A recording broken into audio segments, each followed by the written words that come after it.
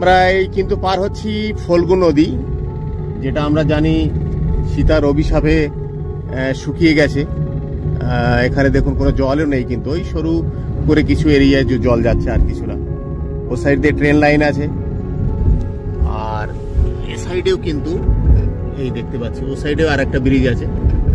নদীতে কোনো জলই নেই, শুকনো বালি। আমরা এখন রওনা দিয়েছি গয়া থেকে রাজগীরের উদ্দেশ্যে, এবং গয়া থেকে রাজগীর প্রায় 80 কিলোমিটার রাস্তা। আরে কি দারুণ সিনারি দেখুন, পুরো পুকুরটা জুড়ে একদম পুরো লাল হয়ে, লাল তো বলবো না, গোলাপি গোলাপি পুরো ফুলের বাহার। অপূর্ব সুন্দর, অপূর্ব সুন্দর।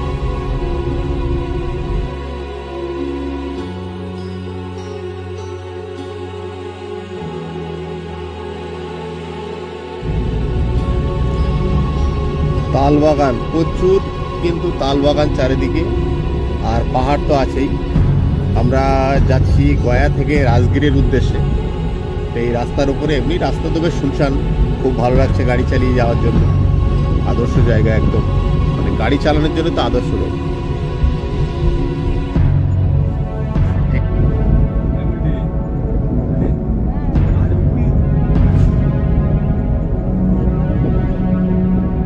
চড়াই উতরাই জায়গা, আর শুধুই তাল বাগান, তাল গাছে ভর্তি। আমাদের সাইডের লোকজন হলে তো একটু পিকনিক করে দেখতো।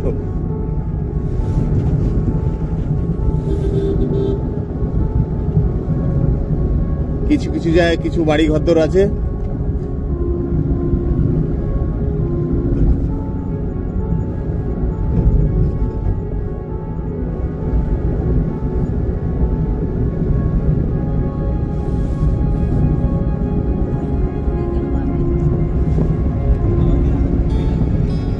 সাইডেও কিন্তু আমরা পুরো পাহাড় এরিয়া,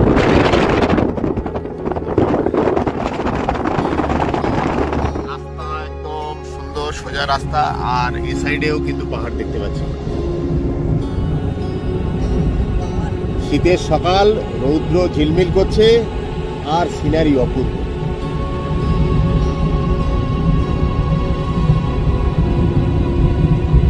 বিশাল সাইজের কিন্তু পাইপ, জলের লাইন গেছে।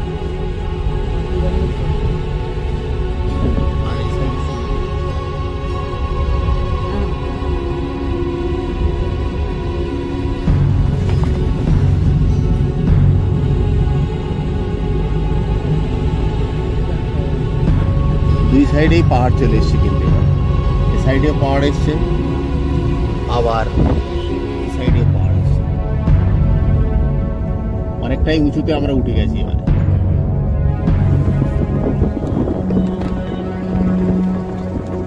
অনেকটাই উঁচুতে উঠে গেছি। কি সিনারি, অপূর্ব একটা সিনারি।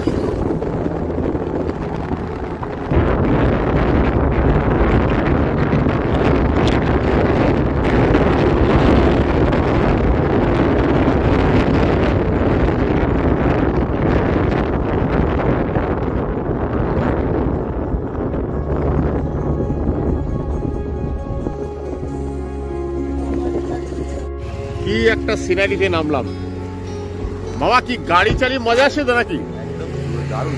এই সাইডে ঘুরে দাঁড়া যাচ্ছে, সিনারি দেখুন, এদিকটা শুধু পাহাড়, ফাঁকা রাস্তা, মানে লোকগুলির চাপ নেই, কিছুই নেই।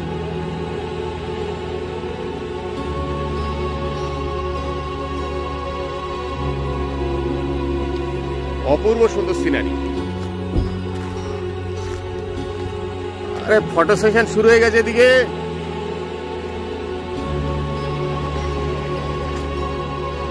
দারুণ দারুণ জায়গা। এই সাইডের এই পাহাড়ে এই সাইডে কিন্তু আমরা নামলাম, নেমে এই সাইড দিয়ে আমরা বেরিয়ে যাবো এদিকে। আর পাশে কিন্তু রেল লাইন দেখুন, এরকম ফাঁড়া জায়গা কিন্তু ই রিক্সা উঠে যাচ্ছে কেমন।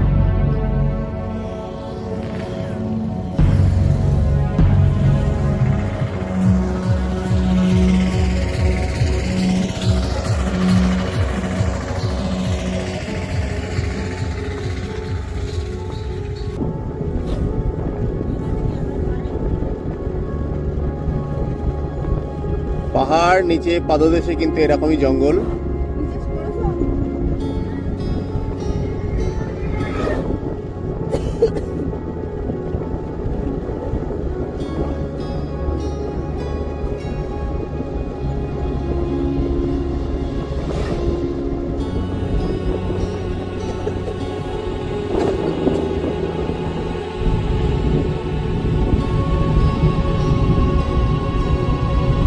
গয়া থেকে রাজগীর যাওয়ার পথের এই যে অপূর্ব সিনারি না,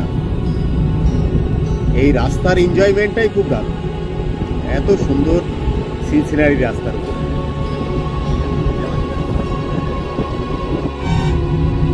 আবার কিন্তু পাহাড় ডিঙিয়ে উল্টো সাইডে যাব।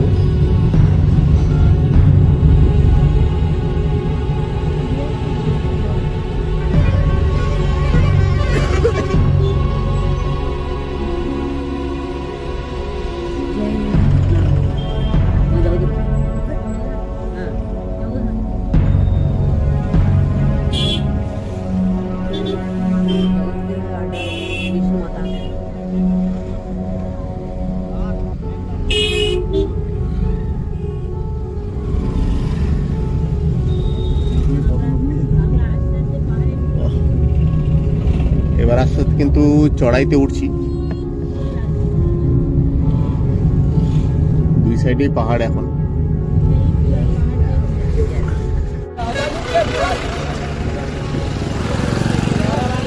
এখানে সব লোক বিভিন্ন জায়গায় সব মানে সফর করছে। ঘোড়ার গাড়ি প্রচুর, মুর্শিদাবাদের মতো ঘোড়ার গাড়ি করে করে ঘুরছে।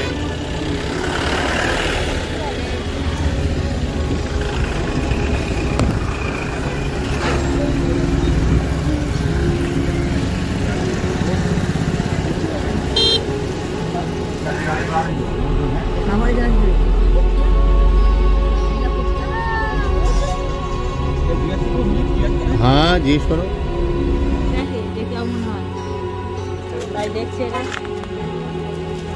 ও ফুচকা লোভিয়েরা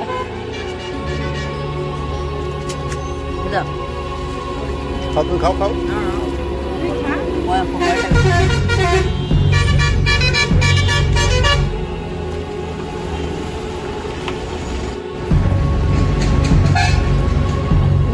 এর ভিতরে যেটা শুনলাম সেটা হচ্ছে কাঁচের ব্রিজ আছে।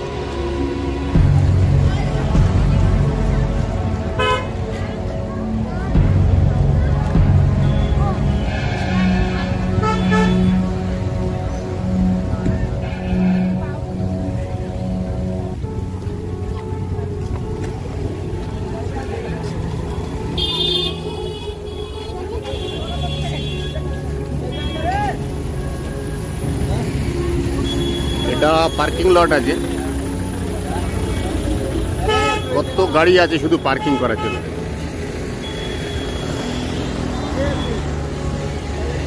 এখানে যেটা আছে সেটা হচ্ছে জু সাফারি, আর জু সাফারির জন্য আছে পার হেডে 250 টাকা টিকিট, যেটা দেখলাম। আর এখানে গাড়ি পার্কিং করা হয়, গাড়ি পার্কিংয়ের জন্য 50 টাকা রেট আছে। আর কাছের যে ব্রিজটা আছে ওটা আগে থেকে 3 দিন আগে অনলাইনে বুক করতে হয়, নাহলে ওটা ওঠা যায় না। তো সেটারও 300 টাকা চার্জ আছে। তো 3 দিন আগে ছাড়া হবে না, সুতরাং ওটা এক্ষুনি আমরা করতেও পারবো না। আর জু সাফারির জন্য এখানে পার হেডে 250 টাকা টিকিট আছে।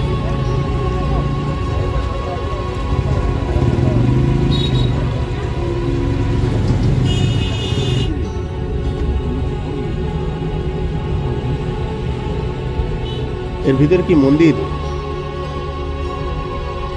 হ্যাঁ,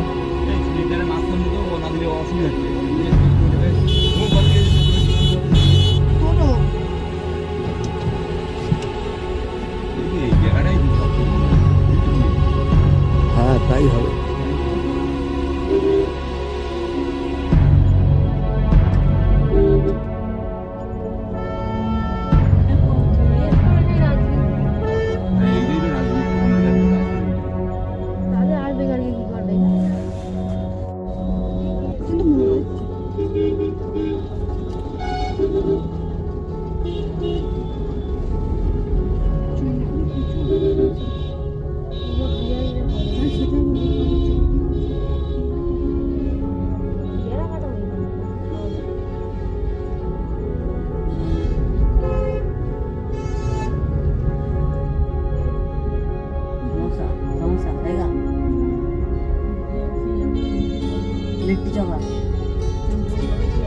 প্রচুর খাবারের দোকান। ওই ভিতরে এক মন্দির আছে।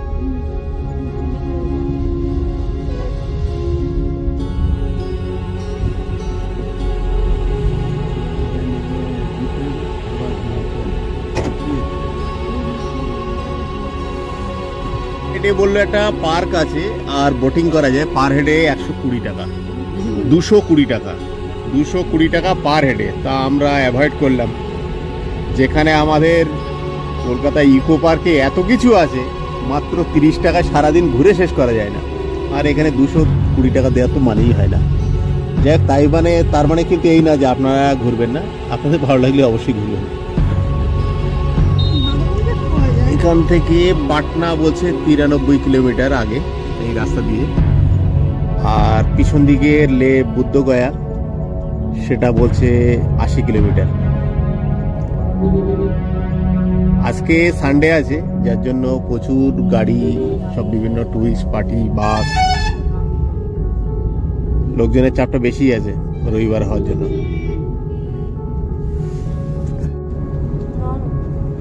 মানে হাইওয়ের উপরে একটা গেট টাইপের করা। পৌঁছে গেলাম এখন আমাদের নালন্দা, যেটা ধ্বংস স্তূপ, যেটা এখানে ওই এরিয়ায় পার্কিং স্পট এইগুলো। এখানে পার্কিং করেছি, আর পার্কিং করার পরে এখানে যাব। পাশেই দেখলাম একটা হোটেল আছে খাওয়ার জন্য, তো আমরা ভাবছি একেবারে খাওয়া দাওয়া করে তারপরে ওই দিকটা যাই, খাওয়ার কাজটা মিটিয়ে ফেলি আগে। এলাকায় ছিলি, ঠিক আছে।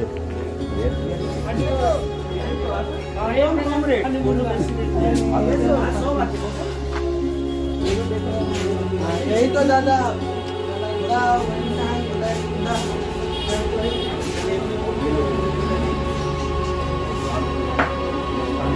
খেতে বসলাম। এখানে প্রথমে দিয়ে গেল স্যালাড, পাঁপড়, সবাই অলরেডি খাওয়া শুরু করে দিয়েছি, এবং স্যালাডটাও খুব টেস্টি, বিভিন্ন মশলাপাতি লাগানো। নেক্সট আসছে ডাল। আমাদের এই ভাই বাঙালি ভাই আছে, আপনারা যদি এখানে আসেন তো এখানে এর সঙ্গে যোগাযোগ করতে পারেন। এখান থেকে আমরা একটা বললো টোটো করে দেবে, বিভিন্ন স্পটগুলো, 5টা স্পট আছে সেগুলো ঘোরানোর জন্য, আর গাড়ি তো ওখানে পার্কিং করে রাখলাম।